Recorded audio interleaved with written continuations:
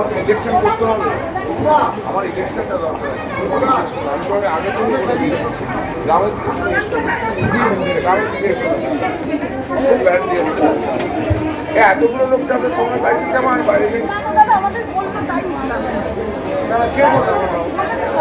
উত্তরপাড়া তৃণমূল বিধায়ক কাঞ্চন মল্লিককে নিজের প্রচার গাড়ি থেকে নামিয়ে দিলেন শ্রীরামপুরের তৃণমূল প্রার্থী কল্যাণ বন্দ্যোপাধ্যায়।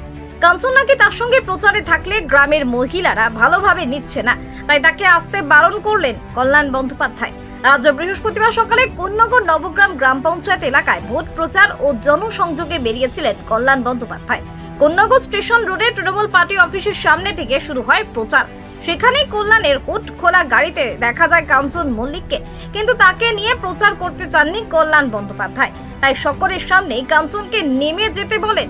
তারপরে গাড়ি থেকে নেমে বেরিয়ে যান কাঞ্চন। পরে কল্যাণ বন্দ্যোপাধ্যায়কে এই বিষয়ে জিজ্ঞাসা করা হলে কাঞ্চন মল্লিকের উদ্দেশ্যে তিনি বলেন, উনি মনক্ষুণ্ণ হয়েছেন কি হননি আমি তা জানি না, আমি ওনাকে নিয়ে আগেও প্রচার করেছি। উনি আমার সঙ্গে যখন প্রচারে বেরোচ্ছেন গ্রামের মহিলারা কিন্তু ভীষণ রিয়াক্ট করছে।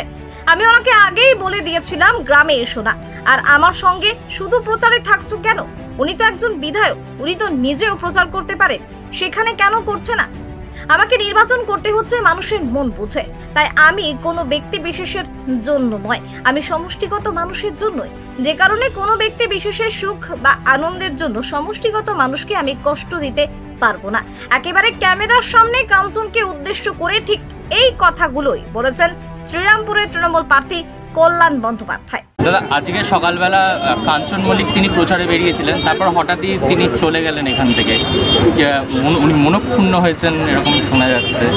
দেখো, উনি মনক্ষুণ্ণ হয়েছেন কি মনক্ষুণ্ণ হননি আমি জানি না। এর আগেও ওনাকে নিয়ে প্রচারে আমি বেরিয়েছিলাম। উনি আমার সঙ্গে যখন প্রচারে বেরিয়েছে গ্রামের মহিলারা কিন্তু খুব ভীষণ রিয়াক্ট করছেন। আমি ওনাকে আগেই বলে দিয়েছিলাম গ্রামে এসো না। আর শুধু আমার সঙ্গে প্রচারের সময় কেন থাকছে? একটা এমএলএ তো অন্য দিনগুলো তো প্রচার করবে, সে তো কিছু করছে না। আমাকে নির্বাচন করতে হচ্ছে, মানুষের মন যা আছে আমাকে তো বুঝতে হবে। আমি তো কোনো ব্যক্তি বিশেষের জন্য নই, আমি সমষ্টিগত মানুষের জন্য। আমি কোনো সমষ্টিগত মানুষকে কষ্ট দিতে পারবো না, কোনো ব্যক্তি বিশেষের তাদের আনন্দ বা সুখের জন্য। সকলের সামনে গাড়ি থেকে নেমে যেতে বলার এই ঘটনায় কাঞ্চন মল্লিকের প্রতিক্রিয়া নেওয়ার জন্য তার সাথে যোগাযোগ করেও সম্ভব হয়ে ওঠেনি। সূত্রের খবর, কাঞ্চন মল্লিক নাকি কল্যাণ ব্যানার্জির প্রচারে গিয়ে সকলের সামনে অপমানিত বোধ করে সোজা গাড়ি থেকে নেমে কলকাতায় চলে গিয়েছেন তিনি। তবে এই ঘটনায় সুর চড়াতে শুরু করেছে বিজেপি। ঘটনায় কল্যাণ ব্যানার্জিকে আক্রমণ করেছেন শ্রীরামপুরের বিজেপি প্রার্থী কবির শঙ্কর বসু। কি বলেছেন তিনি শুনুন। মাধ্যমে জানতে পারলাম, সংবাদ মিডিয়ার মাধ্যমে, যে আজকে তৃণমূল কংগ্রেসের প্রার্থী কল্যাণ বন্দ্যোপাধ্যায় উনি উত্তরপাড়া নবগ্রামে প্রচারের সময় ওখানকার যিনি বিধায়ক আছেন কাঞ্চন মল্লিক, ওনাকে নিজের প্রচার গাড়ি থেকে উনি নামিয়ে দেন। এটা বারংবার আমরা দেখতে পাচ্ছি যে উনি তৃণমূল কার্যকর্তাদের সাথে কি ব্যবহার করছেন। গৃহযুদ্ধ, গোষ্ঠীদ্বন্দ্ব, কল্যাণ বন্দ্যোপাধ্যায়ের পোস্টার তৃণমূলের লোকই ছিঁড়ে দিচ্ছে, তৃণমূলের নেত্রীর দাবি করছে। এটা উত্তরপাড়া, এটা সংবাদ মাধ্যমেই এসছে।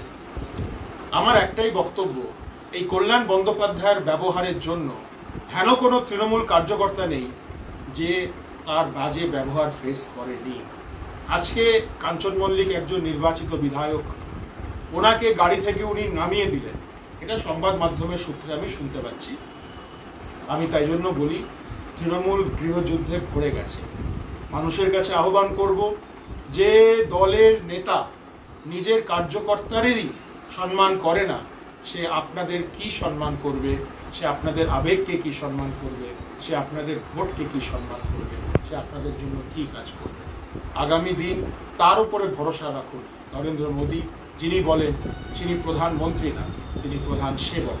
মানুষের সেবাই হচ্ছে আমাদের পরম ধর্ম, মানুষের সেবাই হচ্ছে আমাদের পরম সংগঠন।